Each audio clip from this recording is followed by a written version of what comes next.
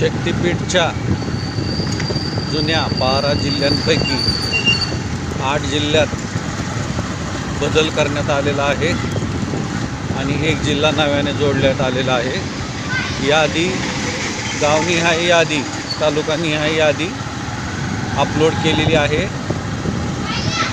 आपला जिल्हा कुठला, तालुका कुठला, गाव कुठलं, काही बदल आहे का नव्याने समाविष्ट झालेल्या गावांमध्ये, सदरील माहिती पोचवा। आपला डॉक्टर मनोज कुमार प्रेमराज मनोज, शेतकरी, भूमिपुत्र, कष्टकरी, जमीन मालक।